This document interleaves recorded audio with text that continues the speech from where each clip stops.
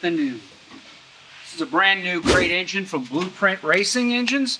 383 small block Chevy Sloper. So, I think we got everything we're going to need to bust this thing open. Huh? Whose car is this for? This is for one of our, he's got a K10 77. Mm-hmm. He went to another shop. He didn't receive much correspondence. They text him. They gave him a price of $5,000. I don't know the name of the shop. Couldn't even name him if I wanted to. Love to expose shit like that. And they charged him $5,000 for that wreck. That thing is a core. What a core means is it's not even worthy of being an engine. It's just that, it's a core. So you need to have it, it's a core, it's ready for rebuilding. However, they told him it was a 383 stroker. Mm-hmm. Wrong. Survey says, there's a casting number stamped here. It's 327. Oh, last I checked, you can't make a turn a 327 into a 383 stroker. Damn. This was cast in November of 1968. Okay? Wow. So they pulled it out of a junkyard. They Mickey Moused the shit out of the V-groove kit. It's all over the place. He's got damn near zero on one of the cylinders. It is not brand new. They just told him, hey, it's a brand new 383 stroker and $5,000, we'll put it in your truck. They literally threw it in and they lied to him. Damn. So, that's messed up. That's why you got to find a nice place. Well over that for this motor alone, though. But he's getting serial number, 1-year warranty, the real deal. Brand new. Fired up and tested. That's it. Wow. Dynoed by the exact build. So when you buy these, you could buy the engine application, the displacement, and the power output that you want.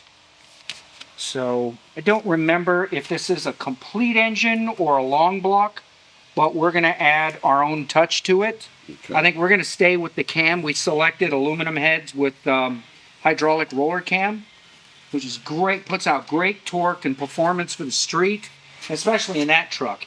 So opposed to a solid lift cam, you don't need to go solid. It's not a race vehicle. Don't need to sit there adjusting valves. Mm-hmm. Let's go ahead and bust this thing open and see what we got here.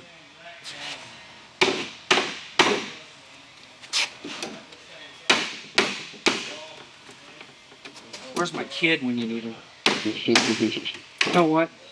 Let me get over here a little bit more and get away from this truck. This is my other baby. And I'll just turn this around. Even the baby behind you. That's a customer car. And of course, we got these new wheels from the 37 behind you. All right, so, boom, boom.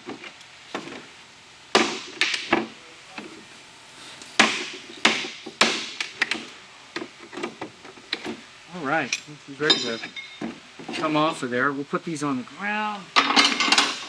It's Christmas! Sorry. I forgot my Wheaties this morning. Watch out I don't get a snake bite. Jesus. Uh-oh. You know what? Pry bar. That's almost come off. Use that pry bar. In my younger days. Getting too old for this shit. There we go. One of them is fairly long.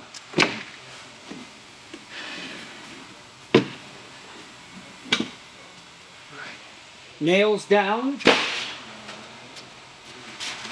Otherwise, we will be getting a snake bite around here. All right, hang on. Let me put my eyeballs on it. At this point. Hey, you'll get there someday, son. How you putting them on? Seeing is believing.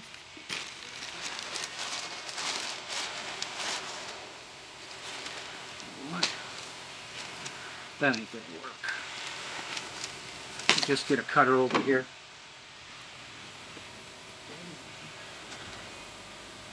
Ah, come on.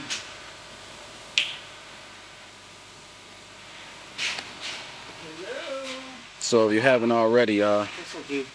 make sure you like, comment, I'm gonna subscribe, fertilize that kid. hit that notification bell. Like, comment, subscribe, and hit the bell. That's right. That is right. 1. There's 2.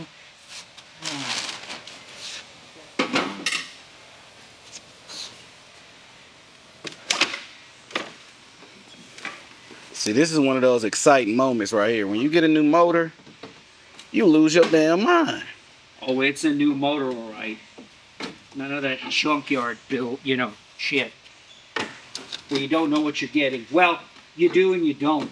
Yeah. You know that it's been used, you just don't know how bad. Yeah. But this one, like I said, comes warranty and all.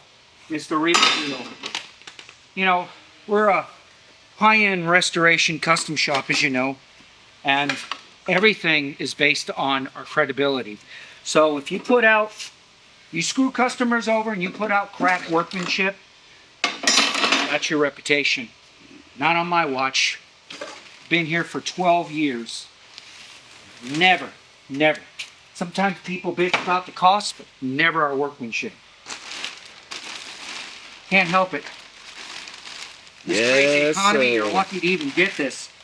This, I didn't have to wait for, it was on the shelf. Ta-da! Oh, yeah.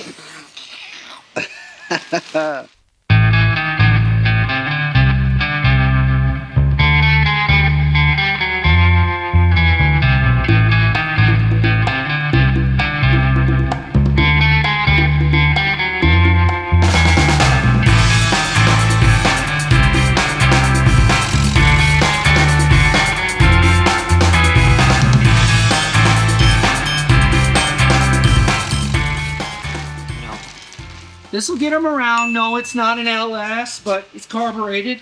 We're just going to get this thing set for the way this motor is breathing. That would be the power valve, set the electric choke. It's got a vacuum secondary. It's not a double pump. And then this right here, see, this is manual. I have to buy a kit, and then it can be electronic for the choke. And then we get a dual feed line. We keep in stock a lot of this stuff. In fact, this is a later year. See this right here, the 8 bolts on the intake manifold? This is actually a later year. But it's right prior to 1990 where they had perimeter bolts. Okay. Well, actually, you know what?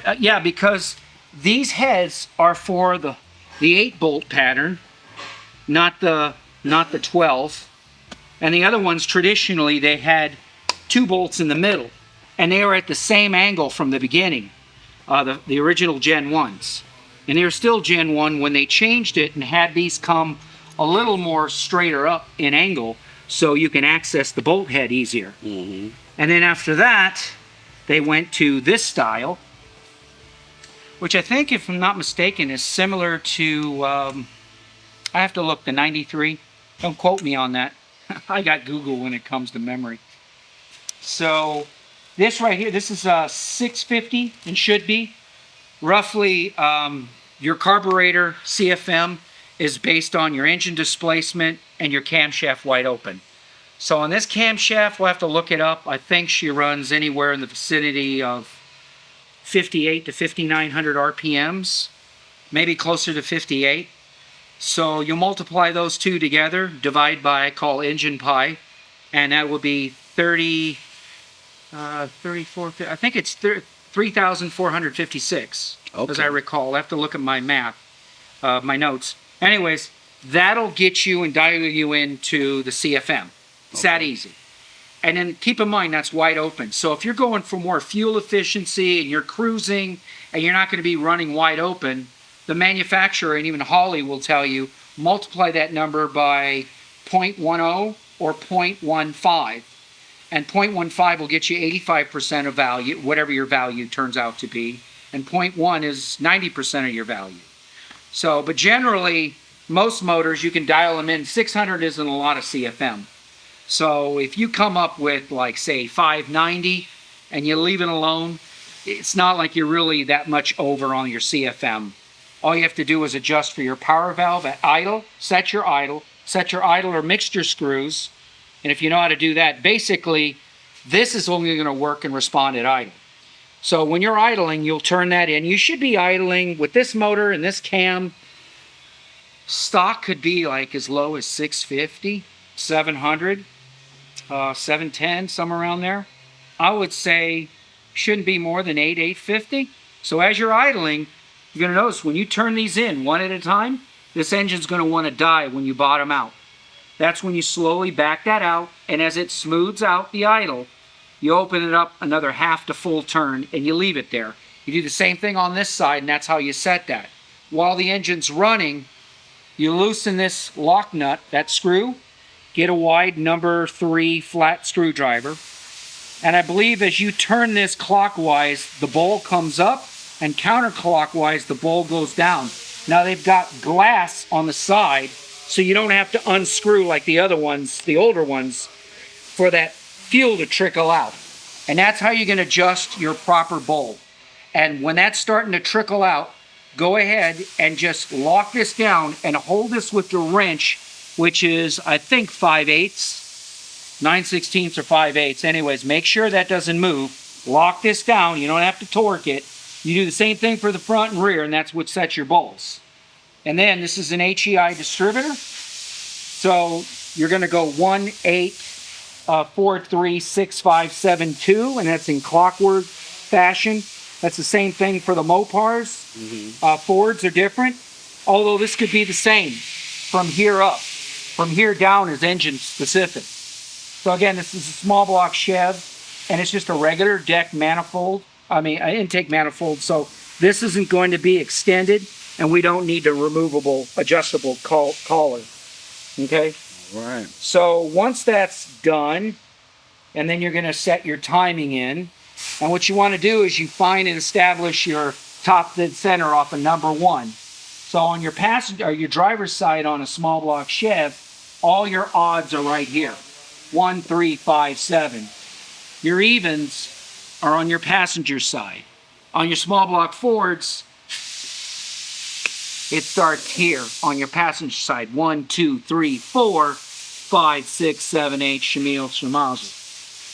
So anyways, you can put your finger on here, you can get a whistle, or you can wad up a nice piece of paper towel and push that in the cylinder just enough to intercede the threads. And then when you just keep clicking your key until you get that piston to come up, and it's going to come up under compression because your valve is closed. It already opened up, sucked in your air fuel mixture, and then as it's coming up, when that thing pops, that's going to represent your firing. So when you pop this cap off, knowing that you're in a clockwise formation, you should be coming up to number 1.